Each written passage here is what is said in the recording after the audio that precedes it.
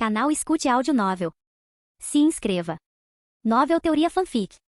Fanfic One Piece, o Lunariano mais forte. Parte 2. Capítulo 11. Anoitecer. Na aldeia de Pedra no Planalto, o ar estava impregnado com um aroma de carne assada, diversos tipos de doces e vegetais extremamente raros. Os poucos sobreviventes do reino de Canaã, tendo vivenciado 2 ocasiões de alegria em apenas 2 dias, exibiam sorrisos que não se viam há muito tempo. A felicidade do banquete daquela noite dissipou gradualmente o medo acumulado ao longo de muitos anos. Foi somente quando a comida deliciosa tocou seus lábios e uma sensação de alegria se espalhou de suas papilas gustativas até seus corações, que eles realmente sentiram que os eventos dos últimos dias não haviam sido apenas um belo sonho. Louis, no entanto, não estava prestando atenção a nada disso. Sua atenção estava totalmente voltada para Shanks, o ruivo, que estava sentado ao seu lado. Ele estava imerso em pensamentos. Ao lado de Louis, estava o jovem que sempre tinha um palito de dente na boca, com seus cabelos negros de comprimento médio presos em um rabo de cavalo. Havia também uma garotinha de vestido amarelo com longos cabelos em 2 tons. Eles eram o futuro usuário da fruta Não Se Mexa, e a jovem cantora que um dia atrairia 70% da população mundial para um mundo virtual, Uta. Enquanto Louis estava perdido em pensamentos, sentiu um olhar curioso sobre as asas em suas costas.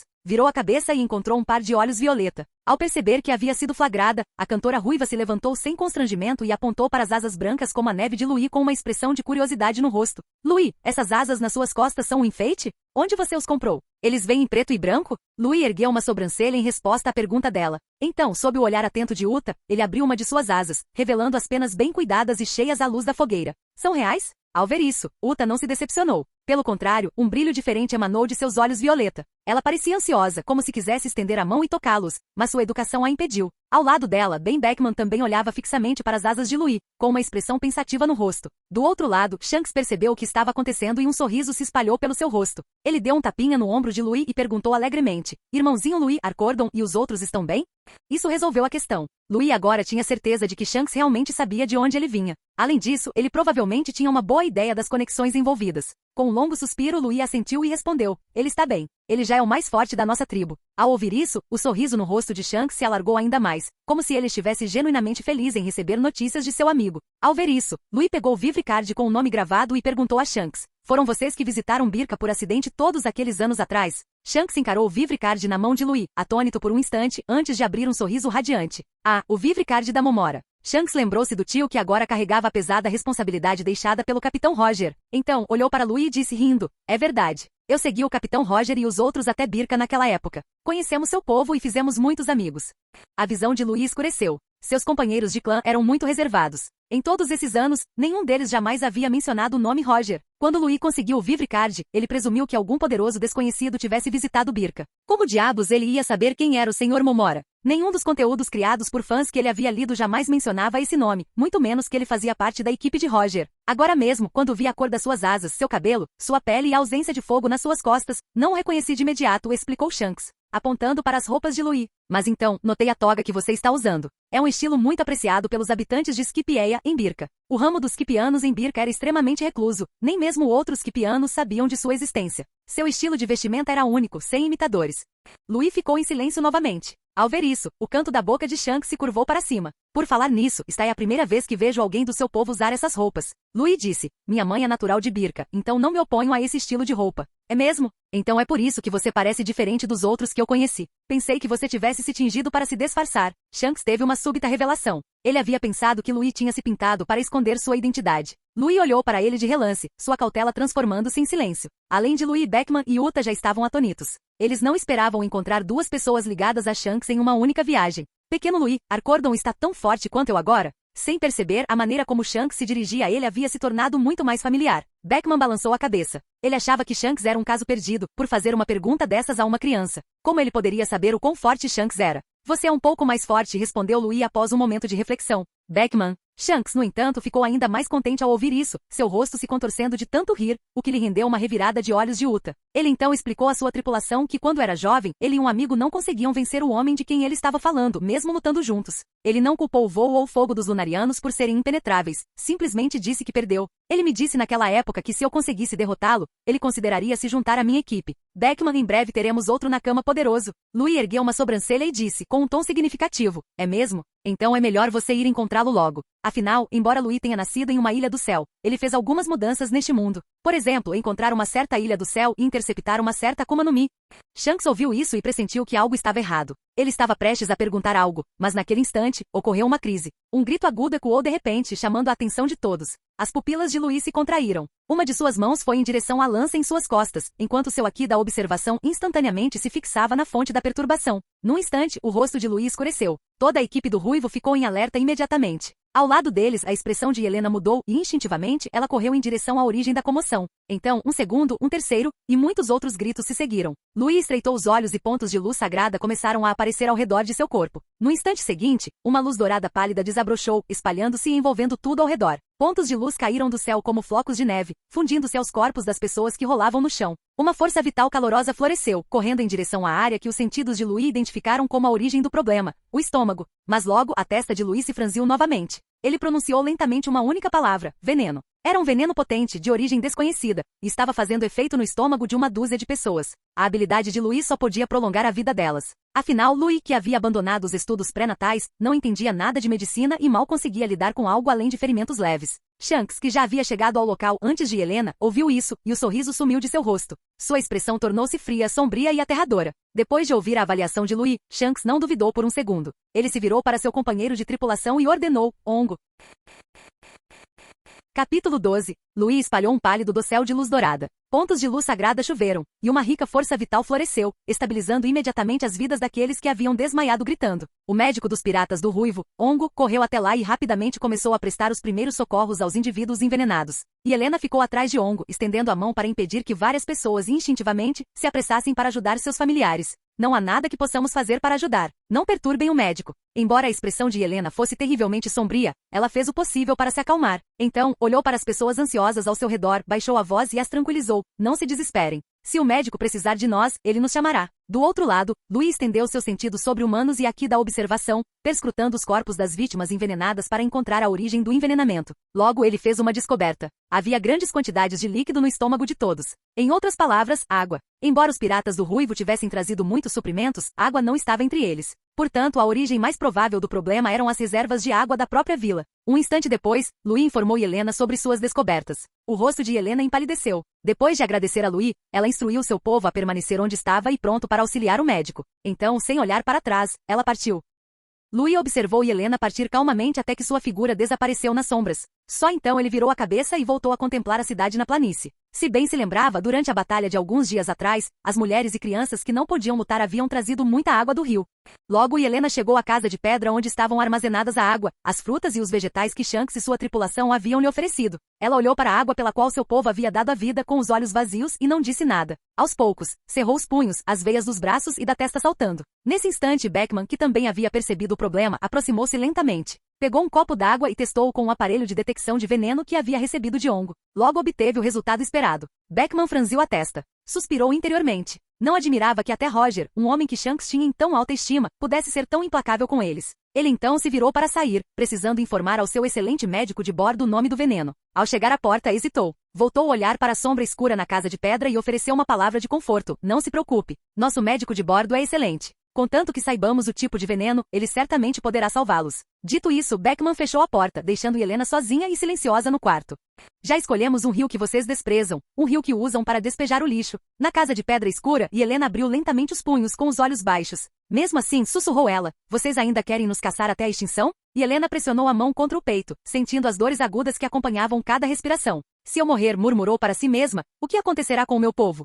Será que eles realmente conseguirão derrotar essa raça desprezível? E Helena já sabia a resposta em seu coração. Após um longo tempo, um lampejo de determinação brilhou em seus olhos. Desculpe, vovô, pensou ela. Seu jeito de pensar estava errado. As pessoas comuns do reino de Jacob provavelmente não são tão inocentes assim. Na casa de pedra escura, e Helena tomou sua decisão. Usou correntes para amarrar os barris de água e se virou. Mas ao fazer isso, percebeu que a aparência de uma fruta próxima havia sofrido uma estranha transformação repentina. E Helena ficou paralisada. O que é isso? A fonte foi identificada. Foi definitivamente obra do reino de Jacob. Ongo já está preparando o antídoto. Beckman caminhou lentamente até Shanks e explicou. Ongo disse que é um veneno potente, frequentemente usado em assassinatos por organizações da Cypherpol. Depois que se tornou conhecido, começou a ser usado também no submundo. Contanto que você tenha conexões com o submundo, você pode comprá-lo. Ao ouvir isso, a expressão gélida de Shanks suavizou-se gradualmente, mas sua mão ainda não havia deixado o punho da espada. O povo de Jacob. Eles realmente não aprenderam uma única lição. Beckman estava ao lado de Shanks, mas seus olhos estavam fixos em Louis, que estava envolto por uma aura dourada. Graças ao irmãozinho Louis, comentou ele com emoção.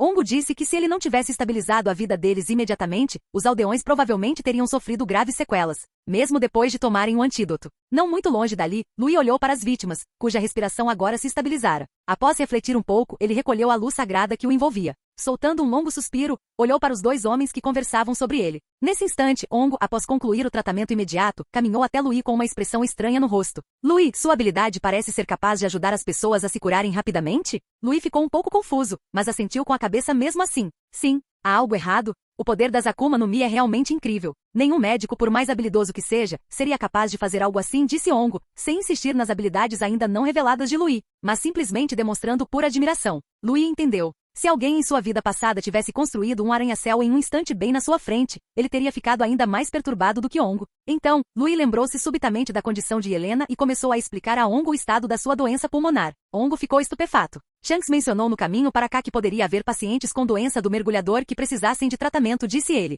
Mas com base nos sintomas que você descreveu, o quadro dela já ultrapassou o da doença do mergulhador. É uma doença completamente nova. Poderíamos até dar o nome dela à doença. Ongo comentou que se não fosse um pirata e tivesse se deparado com essa situação, talvez já tivesse começado a pesquisar e se preparado para publicar um artigo. Ao ouvir isso, Louis lançou um olhar surpreso para Shanks. Ele não esperava que Shanks também tivesse considerado essa possibilidade, mas fazia sentido. E Helena havia dito que era a mais jovem a desenvolver a doença, o que significava que os pilares anteriores da comunidade também haviam sofrido de doenças semelhantes. Não era estranho que Shanks e Roger, por já terem estado ali antes, soubessem que algumas pessoas poderiam ter essa doença. No entanto, o estado dela é muito mais grave do que o do rei anterior de Canaã? Perguntou Louis pensativo antes de insistir. Você tem certeza de que pode curá-la? Antes que Ongo pudesse responder, um braço já estava sobre seu ombro por trás. Shanks inclinou a cabeça para dentro e disse com um sorriso. Claro que pode. Ongo dos Piratas do Ruivo é o melhor médico de navio do mundo. Não existe doença no mundo que possa detê-lo. Enquanto falava, o rosto de Shanks transbordava um orgulho presunçoso pelo seu companheiro de tripulação.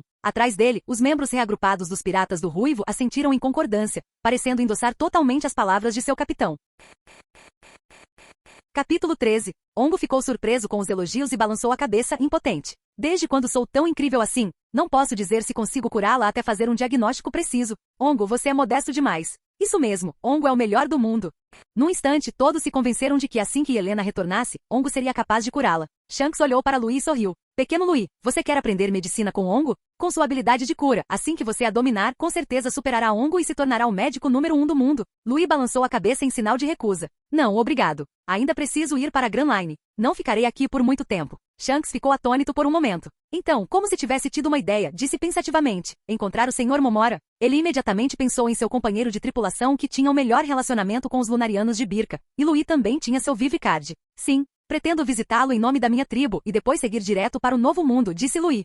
Shanks ficou perplexo. Será que todas as crianças de hoje em dia são tão ousadas? Os outros também ficaram atônitos. Sabiam que tipo de mar era o Novo Mundo. O clima era extremamente rigoroso. A tempestade que haviam enfrentado recentemente era mera brincadeira de criança no Novo Mundo. A lei da selva era brutal, com piratas levando a sobrevivência do mais forte ao extremo. Supernovas com recompensas acima de 100 milhões eram apenas peixes pequenos por lá. Os governantes de alto escalão que espreitavam nas profundezas do Novo Mundo rangiam os dentes e bebiam sangue, explorando constantemente o povo e preparando-se para desencadear incidentes terríveis que poderiam abalar o mundo. Por que você vai para o Novo Mundo tão cedo? Perguntou Shanks, com o rosto cheio de confusão. Ele sentia que, embora Louis fosse jovem, sua coragem era tudo menos pequena. Tão jovem, ele já planejava ir para um lugar onde muitos piratas da Grand Line nem sequer ousariam entrar. Para um adolescente como Louis, sem apoio, o Novo Mundo ainda era demais, cedo demais. A isso, Louis respondeu calmamente. Para lutar com esses monstros, aprimorar meu aqui em meio à batalha e ficar cada vez mais forte. Ele nunca sentiu que a idade fosse uma barreira para se aventurar no mar. Big Mom havia destruído uma vila de gigantes aos 6 anos de idade e vagava pelos mares desde então. Kaido, Bullet e outros não eram diferentes. Louis acreditava firmemente que não era pior do que nenhum deles. Aqui do conquistador, físico monstruoso, talento excepcional, tudo o que eles tinham, Louis também tinha, e talvez até em versões melhores. O que eles conseguiam fazer, Louis conseguia fazer melhor. O lema de Louis era que, como abandonou a educação pré-natal, nunca aprendeu a escrever a palavra covarde. A tripulação ficou atônita com suas palavras. Abriram a boca como se fossem dizer algo, mas no fim, nada saiu. No entanto, Shanks, como se não quisesse que o descendente de um amigo se precipitasse tão desenfreadamente no novo mundo, deu um tapinha no ombro de Louis. O novo mundo ainda é cedo demais para você, disse ele. Sinto que você é muito forte, mas se partir muito cedo, não terá tempo de desenvolver adequadamente seu potencial físico. Em resposta, Louis mencionou os exemplos que tinha em mente. O que Louis não esperava era que, depois de ouvir seus pensamentos, Shanks caísse na gargalhada. Ha ha ha ha.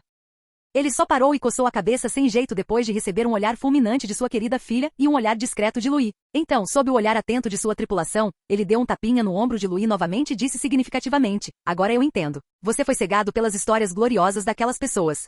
Louis não entendeu. Um olhar nostálgico brilhou nos olhos de Shanks. Não é como as histórias que você ouve no mar, Louis, ele recordou. Bullet também já foi nosso companheiro de tripulação. Ele só partiu para o mar depois de se estabelecer, treinar com todas as suas forças e chegar a um ponto crítico. Kaido era mais ou menos o mesmo. Até mesmo Big Mom, cuja lenda é a mais exagerada. Você não acredita mesmo que ela chegou ao topo apenas comendo compulsivamente e tendo filhos sem desenvolver o próprio físico, acredita? Aqui não mente. Embora tenha causado bastante alvoroço após deixar Elbaf, ela também dedicou tempo a desenvolver diligentemente o próprio corpo. Então, Shanks olhou para Louis misteriosamente e disse: você sabia? Quando a Big Mom destruiu uma cidade e recebeu sua primeira recompensa, ela era uma garotinha gordinha. Mas depois disso, ela não apareceu com frequência. Quando chegou à adolescência, transformou-se numa mulher alta e incrivelmente bonita. Essa é a prova de que ela treinou com dedicação. Ao ouvir isso, Louis ficou pensativo. Ao ver isso, Shanks sorriu. Ele sabia que sua conversa fiada, não sua persuasão, provavelmente tinha funcionado. Claro, o que Shanks disse era mais ou menos verdade, com apenas alguns pequenos detalhes alterados. Não era uma invenção completa. Atrás dele, os companheiros de tripulação de Shanks o olhavam com um espanto renovado, como se o estivessem conhecendo pela primeira vez. Era a primeira vez que percebiam que as habilidades linguísticas de Shanks eram tão poderosas quanto sua força. Nesse instante, Helena, tendo resolvido a origem do veneno, reapareceu diante deles. Só que desta vez, ela trazia algo novo. Louis Shanks, o que é isto? E Helena, outra graduada da escola sem educação pré-natal, ergueu a estranha fruta, com o rosto pálido tomado pela confusão. O chamado repentino fez com que Louis e Shanks virassem a cabeça. Ao verem a fruta na mão de Helena, ambos se puseram em posição de sentido. Uma Akuma no Mi? Os olhos de Shanks se arregalaram. Um tipo Zoan, disse Louis instintivamente. Por que Louis pensou imediatamente que era uma Akuma no Mi do tipo Zoan? Porque a fruta na mão de Helena era predominantemente azul e tinha o formato do crânio de um cervo. Em suas laterais havia duas pequenas protuberâncias semelhantes a chifres. Em seus fragmentos de memória vagos, ele se lembrou de que a fruta boi-boi do Reino Dran e a fruta gato-gato de Luxi modelo, leopardo da CP9, tinham aparências semelhantes às suas formas animais. E Helena ficou surpresa. O que é uma fruta do diabo? Perguntou ela novamente. Como o único usuário de Akuma no Mi presente, Louis pensou por um momento antes de dar uma explicação concisa. Ela pode conceder habilidades especiais a uma pessoa. Ele estendeu a mão e uma luz dourada emanou de sua palma. Depois de comer continuou ele, algumas pessoas adquirem habilidades estranhas, como eu. Outros adquirirão habilidades semelhantes às de um desastre natural. E existe outro tipo que permite às pessoas se transformarem em feras. A que você tem na mão deve ser daquelas que permitem que você se transforme em um animal, disse Louis pensativo, olhando para as protuberâncias em forma de chifre na fruta que Helena segurava. Capítulo 14. Após a explicação de Louis, Shanks também explicou detalhadamente os poderes das Akuma no Mi para Helena. Os companheiros de tripulação de Shanks ficaram sinceramente maravilhados com a boa sorte de Helena. No entanto, as palavras seguintes de Helena fizeram com que todos se calassem. Encontrei isto entre as frutas e os legumes que vocês nos deram. Os membros dos Piratas do Ruivo se entreolharam, querendo falar, mas se contendo. Finalmente, após um momento de silêncio, Shanks falou com um sorriso. Não temos nenhuma Akuma no Mi em nosso navio. Talvez o usuário anterior desta Akuma no Mi tenha morrido, e ela simplesmente renasceu na cesta de frutas e vegetais que trouxemos. E Helena ergueu uma sobrancelha. Para ser sincera, ela não entendeu o que ele queria dizer. Então, estendeu a fruta para Shanks e disse: você deveria levar de volta algo tão mágico e precioso. No entanto, os Piratas do Ruivo sorriram e acenaram com as mãos. Existe uma regra não escrita entre aqueles que navegam pelos mares, disseram eles. Quem encontrar uma Akuma no Mi decide o que fazer com ela. Já que você encontrou esta fruta e Helena, ela pertence a você. Shanks assentiu em total concordância, empurrando delicadamente a fruta de volta para ela. Você deveria ficar com ela para você e Helena. Além disso, toda a nossa equipe decidiu não comer frutas do diabo. E Helena olhou para as frutas em suas mãos, depois para os sorrisos sinceros da turma do Ruivo, sentindo-se um pouco perdida. Louis, por outro lado, tinha um olhar contemplativo. Se bem se lembrava, os 5 anciãos da história original haviam mencionado que as Akuma no Mi do tipo Zoan possuíam vontade própria. Também existiam teorias online de que algumas Akuma no Mi escolhiam seus próprios mestres. Mas os 5 anciãos pareciam insinuar que apenas a Akuma no Mi do tipo Nika se esquivava ativamente do governo mundial e escolhia seu usuário.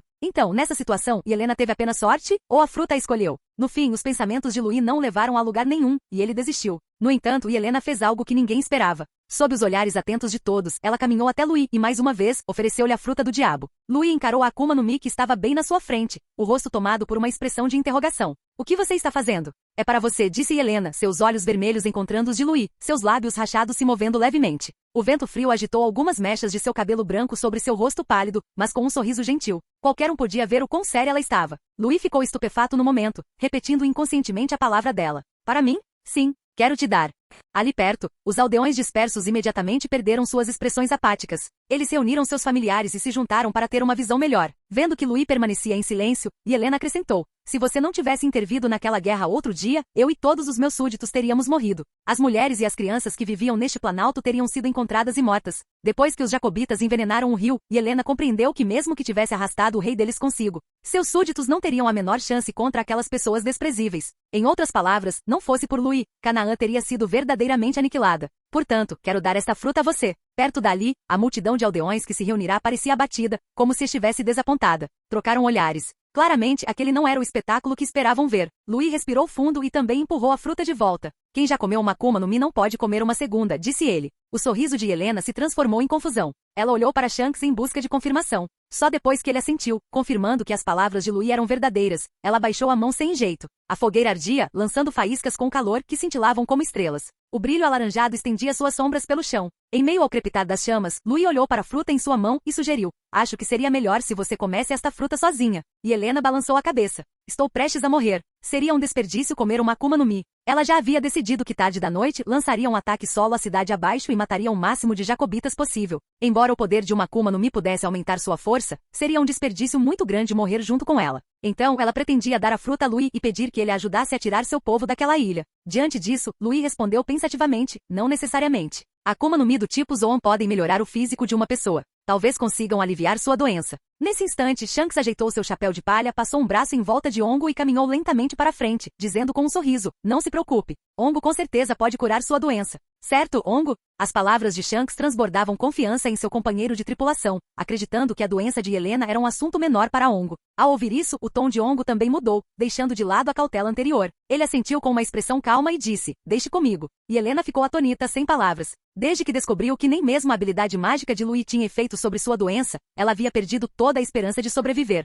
Jamais imaginara que agora teria uma chance de viver e continuar protegendo seus súditos. Antes que Helena pudesse reagir, as pessoas que haviam sido protegidas e amparadas pela família real de Canaã por gerações não conseguiram mais ficar paradas. Elas avançaram em direção a Ongo como uma onda, com os rostos cheios de súplicas e lágrimas brilhando nos olhos. Por favor, eu imploro, salve sua majestade. Ela nem tem 15 anos. Ela não deveria ter morrido assim. Baque. Alguém na multidão se ajoelhou. Um segundo fez o mesmo, depois um terceiro. Em pouco tempo, todos os 200 sobreviventes restantes do reino de Canaã estavam ajoelhados diante de Ongo e dos piratas do Ruivo. Por um instante, até mesmo a equipe do Ruivo ficou atonita. E Helena recobrou os sentidos e correu para ajudar seus súditos a se levantarem. A equipe do Ruivo também se recuperou do choque e se juntou a ela, ajudando as pessoas ajoelhadas a se levantarem. O que você está fazendo? Levante-se. E Helena temia ferir seus súditos, então não ousou usar muita força. Vendo que suas palavras não surtiram efeito, abandonou sua habitual gentileza e fingiu raiva. Vocês nem sequer estão me ouvindo mais? Ou vocês decidiram que não me reconhecem mais como o último monarca de Canaã? Ao ouvir suas palavras, a multidão estremeceu e silenciou, mas permaneceu ajoelhada. Após um longo tempo, alguém virou a cabeça e disse com voz rouca: Majestade Helena, todos nós testemunhamos a bondade da família real de Canaã. Se não fossem as gerações de reis que nos protegeram com suas vidas e trocaram sua saúde pelo alimento que nos manteve vivos, teríamos morrido há muito tempo. Desde que fomos expulsos para o Planalto, nenhum rei ou rainha da família real teve uma morte tranquila. Agora que vocês têm a chance de viver, como poderíamos desperdiçá-la? Canal Escute Áudio Novel. Capítulo 15. Durante 100 anos, os sobreviventes de Canaã assistiram gerações de seus reis e rainhas morrerem em batalha nas planícies ou sofrerem de doenças debilitantes, falecendo miseravelmente em seus leitos. Quando o monarca caía em batalha, o seguinte assumia imediatamente o pesado fardo, seja defendendo a fronteira entre o Planalto e as planícies, seja descendo os penhascos até o mar profundo para garantir alimento para seu povo. Quando a responsabilidade recaiu sobre a geração de Helena, ela tinha apenas 5 anos. Mesmo assim, não guardou ressentimento, cumprindo o dever da família real dia após dia, ano após ano. Sendo a mais jovem a contrair a doença, Helena jamais demonstrou qualquer sinal de negatividade para com seu povo. Pelo contrário, confortava-os gentilmente todos os dias. Os sobreviventes de Canaã não eram pessoas insensíveis, eles conheciam a gratidão. Mesmo sem grandes talentos, os jovens seguiam seu monarca para defender o Planalto. No entanto, eles simplesmente não tinham a capacidade de descer um penhasco de 1000 metros para buscar alimento no fundo do mar, como fazia a família real. Seus ancestrais talvez guardassem ressentimento da família real por permitir a entrada dos jacobitas em suas terras, o que levou à perda de seu lar. Mas eles, que sobreviveram precariamente sob a proteção da família real, não nutriam absolutamente nenhum ressentimento.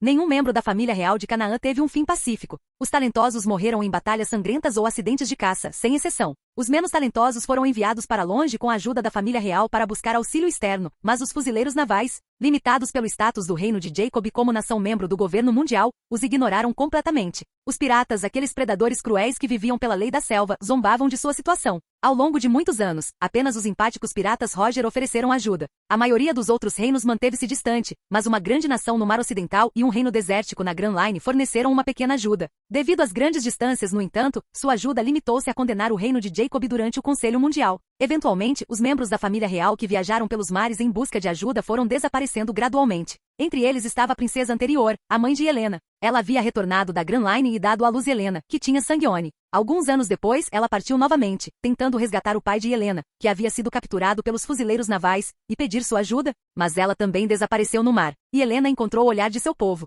cada um a encarando como um afogado olha para uma tábua de salvação. Seu coração vacilante gradualmente se firmou. Louis observou tudo se desenrolar em silêncio. Ele sentia que o laço entre o povo de Canaã e sua família real era ainda mais forte do que o que existia entre os lunarianos e os celestiais em Birka. A probabilidade de convencer Helena a deixá-los era infinitamente próxima de zero. Não muito longe dali, os piratas do Ruivo também se calaram. Após um momento de silêncio atônito, Shanks exibiu um sorriso satisfeito. Quanto ao médico Ongo, ele foi arrancado de seus pensamentos por um puxão na manga antes que pudesse reagir. Ele olhou para baixo e encontrou um par de olhos roxos marejados. O que houve, Uta? Perguntou ele suavemente. Uta, com seus cabelos bicoloridos, olhou diretamente nos olhos de Ongo, seu rosto pequeno com uma expressão séria. Você pode curar Helena, não é? Ongo. Shanks acariciou a cabeça de Uta com um olhar carinhoso e sorriu. Você precisa acreditar em seus companheiros de tripulação. Ongo respirou fundo e então anunciou em voz alta para a multidão. Pessoal, fiquem tranquilos, eu vou curar a Helena. Somos amigos, é claro que não vamos ignorar uma coisa dessas. Ao ouvirem isso, as pessoas olharam para cima com surpresa e alegria, os olhos cheios de gratidão para com Ongo. Rapidamente se levantaram, abrindo espaço para que ele pudesse diagnosticar Helena.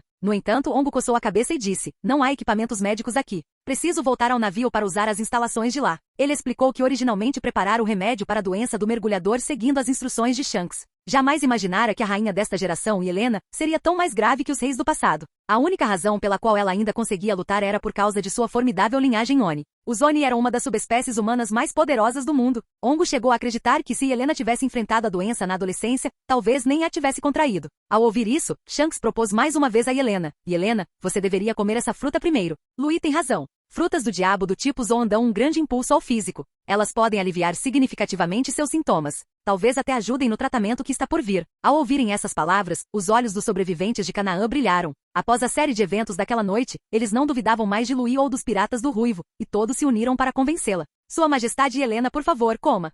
E Helena baixou silenciosamente o olhar para Akuma no Mi em sua mão, que parecia o crânio de um cervo. Então ela ergueu delicadamente, abriu os lábios rachados e deu uma pequena mordida. Eca! O sabor intenso e a textura pegajosa e repugnante fizeram o rosto de Helena se contorcer, empalidecendo. Ela engasgou em busca de ar. O gosto da fruta do diabo era tão nauseante que quase lhe tirou o fôlego. Então, sob os olhares preocupados da multidão, ela ergueu a fruta novamente, preparando-se para continuar a comê-la. Ao ver isso, Louis se lembrou de suas próprias más lembranças. Uma expressão de empatia surgiu em seu rosto enquanto ele a detinha. Uma mordida é o suficiente para obter o poder. E Helena parou, encarando fixamente a fruta em sua mão. Após alguma hesitação, virou-se para Louis e respondeu. Mas então, o resto desta fruta seria desperdiçado. Por fim, ela fechou os olhos e, mordida por mordida, devorou toda a fruta do diabo. O processo lhe rendeu a imensa admiração de Louis, que também havia comido uma fruta do diabo. Ele podia sentir seus próprios dentes doendo de tanta compaixão. Um instante depois, Helena abriu os olhos lentamente. Colocou a mão no peito, sentindo as mudanças em seu corpo. Um sorriso radiante se espalhou por seu rosto. Minha respiração, realmente não dói tanto.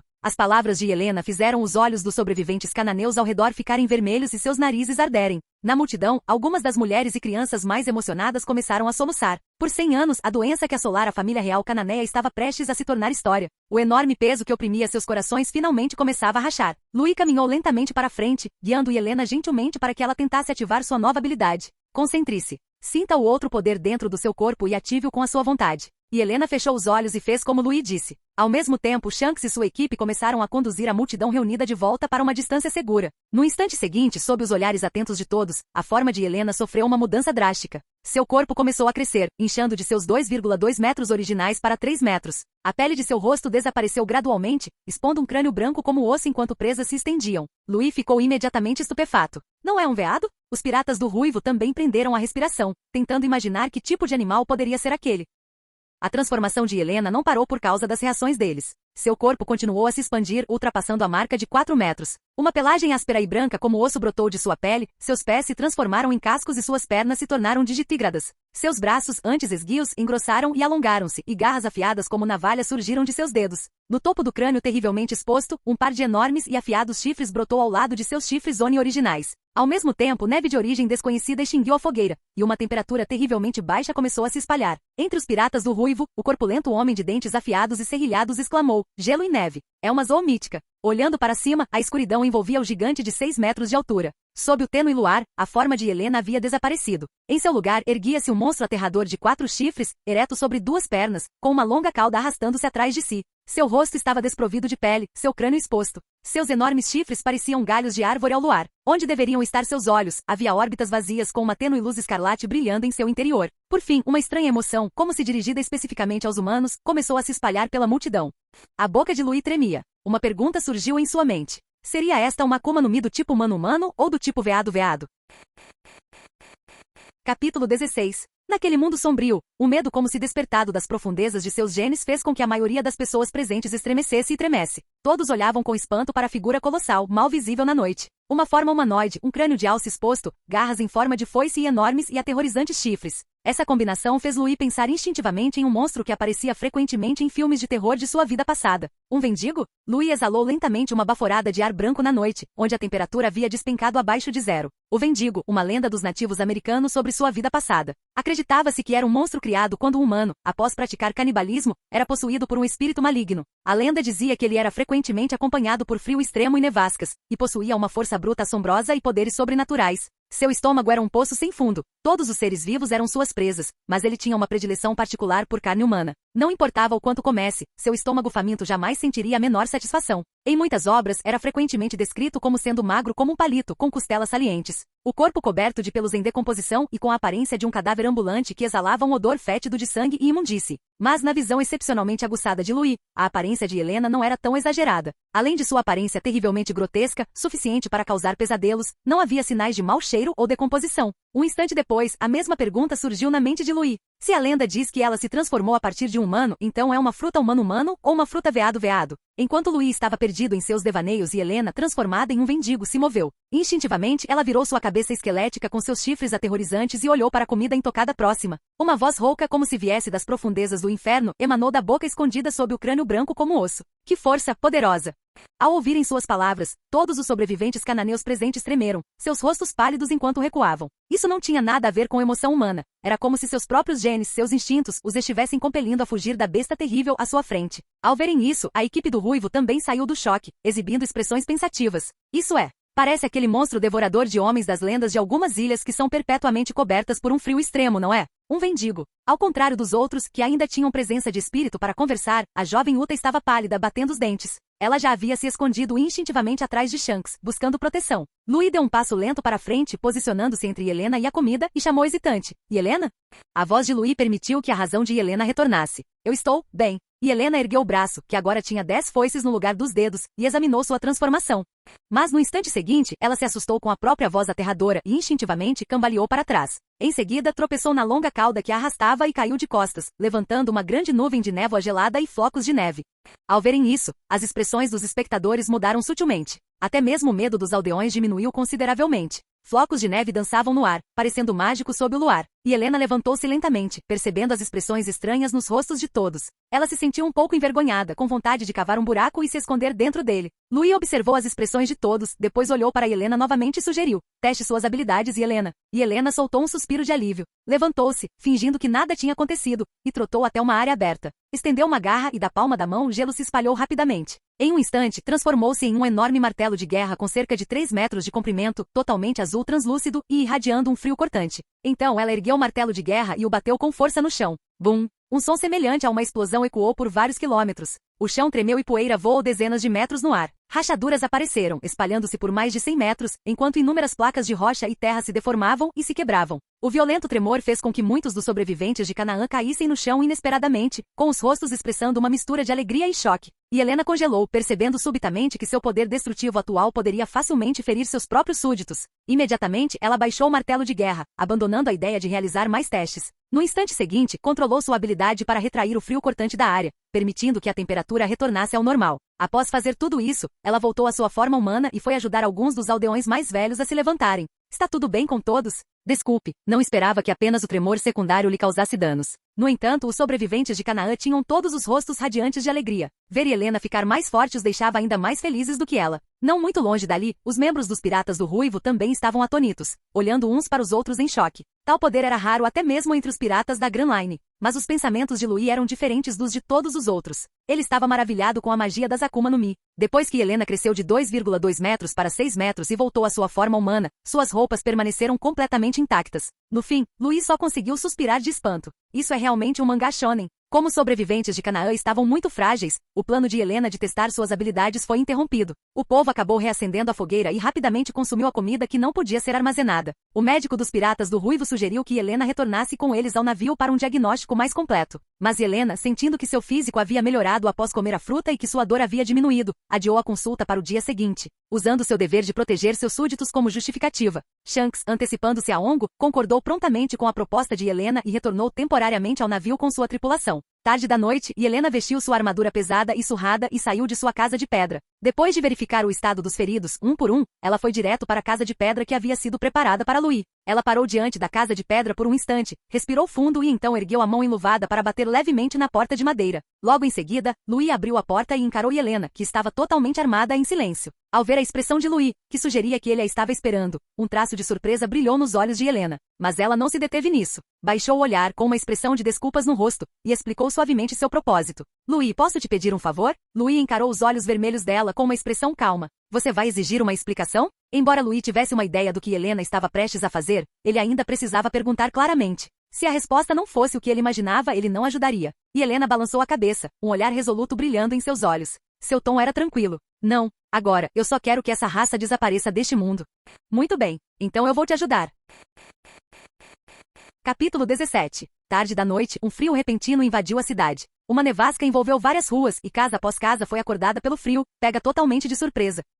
Amaldiçoando, os moradores de Jacob abriram suas portas para verificar a situação lá fora. No entanto, o que viram foi uma rua tomada pela neve. Flocos de neve, irradiando um frio cortante, caíam como chuva, cobrindo as ruas e congelando a água corrente. Naquele instante, muitos outros que também haviam aberto suas portas congelaram no local. O frio os atingiu em cheio, roubando-lhes o calor corporal num instante, deixando seus rostos vermelhos e ardendo. Quando reagiram, o frio invasor já havia preenchido suas casas, condensando-se numa geada branca como osso. Todos ficaram paralisados à porta de suas casas. Ainda conscientes, só podiam assistir impotentes enquanto o gelo e a neve se espalhavam pelas ruas. Perderam a consciência sem jamais saber o que havia acontecido. A vários quilômetros da cidade do reino de Jacob, na costa, Shanks estava na proa de seu navio, com uma expressão solene, sem dizer uma palavra. Deixou a brisa salgada do mar bagunçar seus curtos cabelos ruivos, seus olhos percorrendo a distância de vários quilômetros, observando impassivelmente as luzes da cidade distante se extinguirem uma a uma. Atrás dele, a maioria dos membros dos Piratas do Ruivo estava espalhada pelo convés, também observando em silêncio a cidade distante se transformar em ruínas. Nesse instante, o segundo em comando dos Piratas do Ruivo, Ben Beckman, empurrou a porta de uma cabine e saiu lentamente.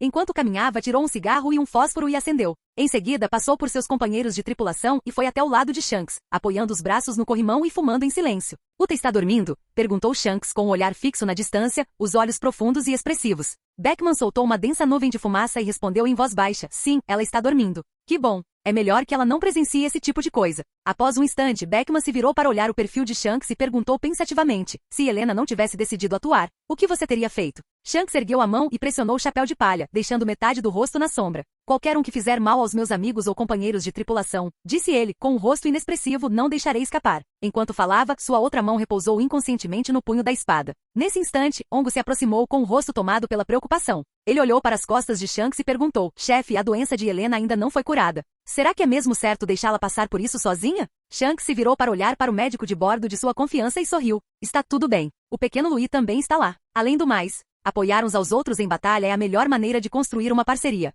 Enquanto falava, um sorriso peculiar surgiu no rosto de Shanks. Uma parceria? Será que eles vão se tornar sócios? Lime Juice, que tinha longos cabelos loiros e usava óculos escuros, acariciou o queixo e ficou pensativo. Claro. Se não, por que o pequeno Louis ficaria aqui por tanto tempo? Ele mal quis falar com a gente. Acho que é verdade. Ha ha ha ha. Então era isso que Louis estava pensando? Bobagem. Ele parece ter ficado por nossa causa? Ao ouvir a conversa de seus companheiros de tripulação atrás dele, o sorriso no rosto de Shanks se alargou. Ele observou atentamente a luz dourada sagrada que se erguia na cidade. Então virou-se e dirigiu-se para a cabine. Ao se aproximar da porta da cabine, Shanks parou. Sob os olhares de sua tripulação, ele se virou de lado e disse, Beckman, contate Morgans. Peça a ele para ocultar o paradeiro de Helena e Louis. Se for impossível encobrir, então coloquem a culpa em nós. Os fuzileiros navais já sabem que estamos aqui de qualquer maneira. Certo. Beckman assentiu com a cabeça. Os outros não apresentaram objeções. A infâmia de destruir uma nação membro do governo mundial era um peso um tanto grande demais para um adolescente e uma adolescente suportarem. Mas para um grande pirata como Shanks, com uma recompensa superior a 1 bilhão de belis, era apenas mais um caso de muitos problemas para resolver. No entanto, o homem corpulento de dentes afiados e serrilhados coçou a cabeça. Mas já é tão tarde.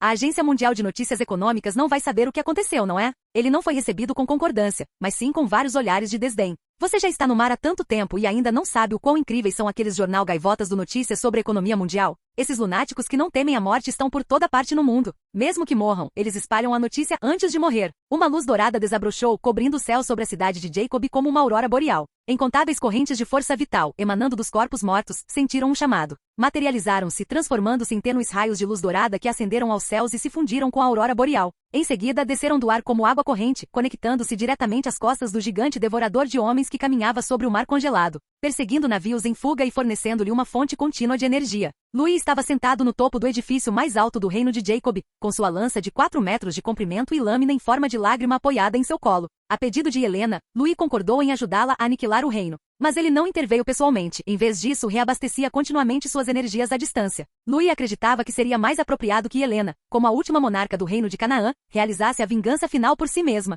Foi precisamente por isso que Helena conseguiu cobrir gradualmente toda a cidade com uma nevasca, aprisionando inúmeras pessoas e privando-as de seu calor corporal, transformando-as em esculturas de gelo. Antes que percebesse, a luz da aurora surgiu na linha do horizonte, tingindo de dourado uma vasta extensão do céu. No final de uma rua iluminada pelo sol da manhã, uma besta humanoide coberta de pelos claros, com chifres retos de Oni e galhadas aterrorizantes, caminhava passo a passo na direção de Louis. Era Helena, a última monarca, retornando após ter resolvido de vez uma antiga rixa secular. Seu corpo agora estava manchado com grandes manchas de sangue e o resíduo negro dos disparos de canhão. O sangue em seu martelo de guerra e em suas garras em forma de foice havia congelado. Quando retornou ao lado de Louis, ela havia se transformado completamente em sua forma humana. Apesar da armadura herdada de reis anteriores estava completamente destruída, e seu colete esportivo preto estava encharcado de suor e sangue. Ela se levantou de um salto e sentou-se ao lado de Louis. Observando o sol nascer gradualmente ao longe, uma luz inexplicável brilhou nos olhos de Helena. Ela sabia que o sofrimento do reino de Canaã chegará ao fim naquele dia. Louis olhou para Helena, ensanguentada. Após pensar por um instante, acendeu suas próprias chamas para derreter o gelo próximo e, em seguida, entregou-lhe um balde de água morna. Aqui. E Helena encarava Louis com um olhar vago, enquanto seus movimentos fluidos aconteciam. Só quando a água quente foi colocada à sua frente é que ela percebeu o que estava acontecendo. Levou a mão à orelha para ajeitar uma mecha de cabelo branco manchada de sangue. Ao pegar a água morna, um sorriso suave surgiu em seu rosto ensanguentado. Obrigada. Após um longo tempo, metade do sol pairava acima do horizonte, sua luz quente brilhando sobre os dois. Louis se levantou para encarar o sol e então se virou para Helena. Estendeu-lhe a mão e com um sorriso fez-lhe o convite. Helena, estou indo embora. Você quer vir comigo? Louis estava banhado pela luz do sol, seus cabelos dourados ao vento, suas asas brancas e puras ligeiramente dobradas, parecendo tão santo quanto um verdadeiro anjo. E Helena encarou Louis, momentaneamente atordoada. Mas logo voltou a si. Meus súditos restantes ainda estão aqui, disse ela com um sorriso. Louis não ficou muito desapontado ao ouvir isso. Desde que testemunhou o forte laço entre os sobreviventes de Canaã e Helena, ele mais ou menos esperava esse resultado. Era apenas uma última tentativa. No entanto, quando Louis estava prestes a se despedir e ir embora, Helena estendeu a mão e segurou a dele. O toque ligeiramente frio fez com que Louis instintivamente baixasse o olhar, encontrando seus olhos vermelhos. Sob a luz quente do sol, Helena se levantou lentamente com um sorriso gentil no rosto. Como meus súditos ainda estão aqui, primeiro preciso encontrar um lugar para eles morarem.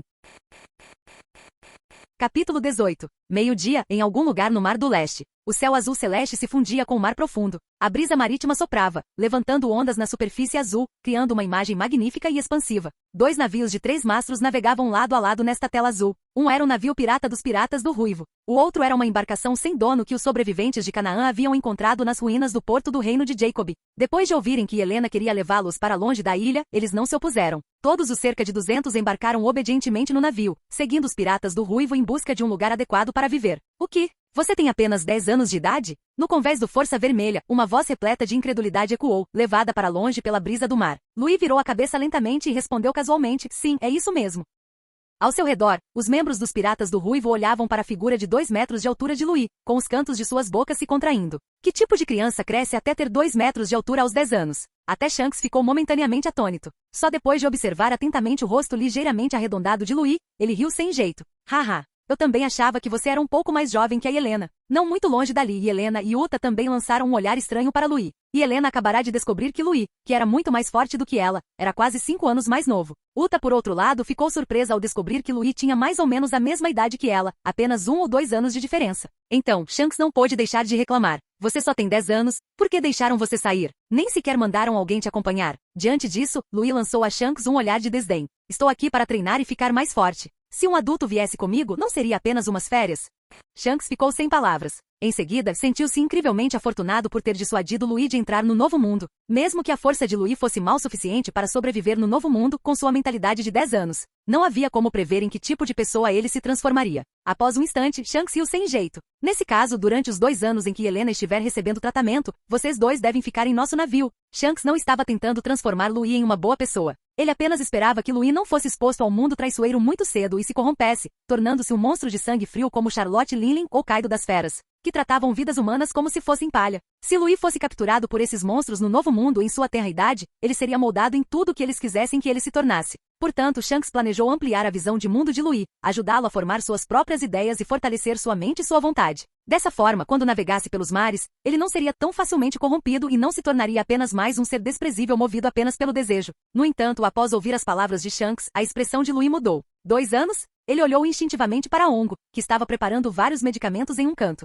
Ao mesmo tempo, Helena também olhou para ele, com uma expressão vazia no rosto. Ongo interrompeu o que estava fazendo e disse com uma expressão solene, sim. Dada a condição de Helena, a cirurgia não é mais uma opção. Só podemos prosseguir com o tratamento medicamentoso conservador. E precisarei da sua ajuda durante esse período. Louis olhou para Helena e insistiu. Tem certeza de que ela pode ser curada? Se não, Louis teria que fazer outros planos, como ir ao Reino Dran para encontrar a doutora Correia. Claro, disse Ongo. Ele explicou que o tratamento conservador visava garantir que Helena não ficasse com sequelas ou fragilidades. E Helena soltou um suspiro de alívio. Ela não duvidava das palavras de Ongo. Compreendia sua própria condição. Não muito tempo atrás, poderia ter morrido a qualquer momento. Estar curada já era uma sorte incrível. Um tratamento mais longo era compreensível. É que, sinto muito, isso vai atrasá-lo por algum tempo, disse Helena a Louis, com uma expressão de culpa no rosto. Mas Louis apenas acenou com a mão. Não tem problema. É só 1 ano ou 2. De volta a Birka. Ele ouvirá seus companheiros de clã dizerem que os Lunarianos planejavam esperar 1 século ou 2 na Ilha do Céu e no Calbelt para repovoar antes de lançar seu contra-ataque. O que era 1 ano ou 2? Louis podia se dar ao luxo de esperar. Além disso, não era como se ele não pudesse ficar mais forte no Mar do Leste. Ele apenas teria menos experiência lutando contra oponentes poderosos. Logo em seguida, Helena pareceu se lembrar de algo e perguntou a Ongo. Durante o tratamento, ainda posso treinar? Ongo pensou por um momento e então deu uma sugestão cautelosa. Você deveria esperar os próximos 6 meses. Pode usar esse tempo para pensar em como aplicar o poder da sua Akuma no Mi. A expressão de Helena se fechou e ela sentiu com relutância. Depois de embarcar no navio, ela ouvirá de Shanks que o mar estava repleto de seres poderosos e que ninguém sobreviveria sem grande força. Nem mesmo ele poderia se considerar no auge absoluto. Porque nos mares próximos ao fim do mundo, havia muitos monstros com o poder destrutivo de desastres naturais. Essas palavras causaram uma profunda impressão em Helena. Sua intuição era muito aguçada. O aparentemente gentil e alegre Shanks lhe causava uma sensação de pressão tão pesada quanto uma cordilheira. Ele era uma força da natureza que ela não tinha a menor chance de igualar. Seres ainda mais fortes que Shanks. E Helena nem conseguia imaginar que tipo de poder incrível seria aquele. Uma pergunta surgiu em seu coração. Será que tais seres ainda podem ser considerados humanos? Esse assunto foi rapidamente deixado de lado. Impulsionados pelo estilo bastante original dos Piratas do Ruivo, os tripulantes ociosos começaram a clamar para que Uta cantasse uma canção de boas-vindas a Louis e Helena. Uta, cante uma canção para nós. Já faz dias que não ouvimos a Uta cantar. É perfeito para receber Louis e Helena. Enquanto conversavam, os membros da equipe, extremamente motivados, começaram a empurrar caixas de madeira de todos os lados com entusiasmo, iniciando a construção de um palco. Seus movimentos eram tão precisos que deixaram Louis boquiaberto. Ficou claro que já haviam feito aquilo muitas vezes antes. Lucky Rose, o homem rechonchudo de verde, deu uma mordida no grande pedaço de carne que tinha na mão e, em seguida, olhou para Helena, que estava perplexa, com um sorriso sincero. Uta é a musicista mais excepcional dos Piratas do Ruivo. A voz dela vale 10 bilhões de belis. E Helena ainda não entendia. Ela nem sequer sabia o que era um músico. Nos primeiros 12 anos de sua vida, ela nunca tinha ouvido falar de tais coisas. Nesse instante, Yasop, que estava empurrando uma caixa de madeira, parou e retrucou para Lucky Rose. Seu idiota, como você pode medir a voz da Uta Chan em Belize? Nesse instante, Helena, com o rosto tomado pela confusão, os interrompeu. O que é um músico? E o que é cantar? A tripulação congelou, olhando uns para os outros em silêncio atônito. Capítulo 19. Os membros dos Piratas do Ruivo queriam falar, mas hesitaram. Ao refletirem sobre o ambiente hostil do Planalto, consideraram a ignorância dela completamente compreensível. Por fim, Luiz suspirou. Uma canção é um som que pode fazer as pessoas se sentirem felizes. Um músico é a pessoa responsável por proporcionar esse prazer maravilhoso. E Helena escutou-o com um olhar pensativo no rosto. Ela sentiu levemente e esperou em silêncio que Uta cantasse. Com os movimentos precisos da tripulação do Ruivo, o palco improvisado foi rapidamente montado. Então, incentivada pelas outras, Uta não demonstrou nenhuma timidez. Ela deu um passo à frente com confiança e abriu os braços no convés. Ela tossiu levemente e fechou os olhos. Em meio à multidão, Shanks e Yasop entenderam o sinal de Uta. Sorrisos carinhosos surgiram em seus rostos enquanto se aproximavam e cada um segurava uma das mãos de Uta. Passo a passo, eles a ergueram, ajudando-a a subir no palco. No instante seguinte, Uta abriu lentamente os olhos e deu a Lui e Helena um sorriso radiante. Nesse momento, uma brisa marítima morna passou, levantando seus cabelos bicolor e a barra de seu vestido amarelo. Sob o olhar atento de todos, a figura de Uta balançava suavemente com a brisa do mar. Ela ergueu a mão para proteger os olhos do sol, e raios de luz brilharam em seu rosto através dos espaços entre seus dedos. Embora eu continue perguntando ao céu, de onde vem esse vento, não terei resposta. Uma voz cristalina e melodiosa envolvia a todos, fazendo com que inconscientemente ignorassem os outros ruídos do mar, ficando completamente extasiados. No convés, toda a tripulação do Ruivo estava sorrindo. Até mesmo Lucky Rose, que nunca largava a comida, parou de mastigar, com medo de atrapalhar a apresentação de Uta. Louis encostou-se ao parapeito, ouvindo atentamente a apresentação de Uta. Ele tinha que admitir que mesmo sem a fruta cantora, a voz de Uta tinha um potencial de nível internacional. Até mesmo alguém como Louis, que em sua vida passada preferia música eletrônica e rock, se viu gradualmente imerso naquela música. Enquanto Helena ouvia a voz que se misturava com a brisa do mar, primeiro ficou surpresa, depois os cantos de sua boca se curvaram num sorriso nostálgico. Então o som que eu ouvia frequentemente quando criança, era uma canção. Envolvida pelo canto, o mundo aos olhos de Helena começou a mudar. Ela viu sua versão mais jovem sendo embalada para dormir por uma figura gentil. E Helena, você precisa ser forte, está bem? Assim que a mamãe se infiltrar no navio-prisão e o libertar, tudo no reino de Jacob terá acabado. E Helena observou a figura gentil acariciar seus chifres, o rosto expressando uma mistura de culpa e arrependimento. A figura tão familiar a Helena olhou para ela adormecida e sussurrou. Tudo isso deveria ter acabado há muito tempo, mas no fim, eu não aproveitei a oportunidade. Eu sou um pecador. Fixar velas no coração e rumar em direção ao mapa dos seus desejos. O mundo mudou novamente, e a figura que cantava no palco reapareceu diante dos olhos de Helena. Ela olhou para o céu azul brilhante e sussurrou em seu coração. Acabou. No final da jornada em que você acreditou. Que eu possa te encontrar mais uma vez. A canção, levada pela brisa do mar, trouxe um sorriso ao rosto de Beckman enquanto ele conduzia o outro barco. Atrás dele, os sobreviventes de Canaã, que vinham aprendendo diligentemente a navegar, olharam para cima confusos, mas logo ficaram também cativados. Beckman virou a cabeça e olhou, impotente, para o grupo fascinado, sem palavras. Finalmente, ele sorriu e balançou a cabeça. Deixem isso para lá. Pelo bem do canto da Uta, vou deixar vocês relaxarem um pouco. Não importa onde eu esteja, continuarei cantando, enviando meus sentimentos para o seu coração, navegando pelo grande mar, tornando-se uma nova brisa fresca. A música chegou ao fim. Uta abandonou a postura tranquila que demonstrara enquanto cantava e revelou um sorriso brilhante e radiante. Bem-vindos Louis e Helena aos Piratas do Ruivo. No entanto, o ar ficou tomado por um silêncio sepulcral. Louis e Helena, todos a encaravam com um olhar estranho. O rostinho de Uta se fechou. Ela parecia um pouco envergonhada, e o laço em forma de borboleta que ela usava no cabelo caiu sem que ela percebesse. Por que ninguém está comemorando? Então, Yasop coçou a cabeça com o rosto tomado pelo constrangimento. Mas, Louis e os outros não vão se juntar a nós. Uta não entendeu. Nesse instante, Shanks deu uma risada sem jeito, aproximou-se e deu um tapinha na cabeça de Uta. O pequeno Louis e a Helena ficarão em nosso navio por alguns anos para o tratamento dela. Eles não vão se juntar a nós. Uta olhou para Shanks, depois para Louis e Helena, com uma expressão confusa no rosto. Mas não é a mesma coisa? Piratas não são apenas pessoas que se aventuram no mar com seus amigos? Ficar aqui por 2 anos, vivendo e se aventurando conosco, não significa que eles se tornaram nossos amigos? A tripulação ficou atônita entreolhando-se. Por um instante não souberam como responder àquela pergunta. Os olhos de Louis se arregalaram. Por um instante, ele não conseguiu encontrar palavras para refutar Uta. Ele só conseguia se maravilhar com seu incrível processo de pensamento, que mesmo quando criança era semelhante ao de Madara Uchiha em seus anos posteriores. Por fim, Louis balançou a cabeça e disse, não é a mesma coisa. No fim das contas, somos apenas pessoas que se cruzam. Temos crenças e objetivos diferentes. Sempre chegará o momento em que nos separaremos. Shanks tirou Uta do convés e disse com um sorriso de impotência, você vai entender quando for um pouco mais velha. Uta cruzou os braços e virou o rosto.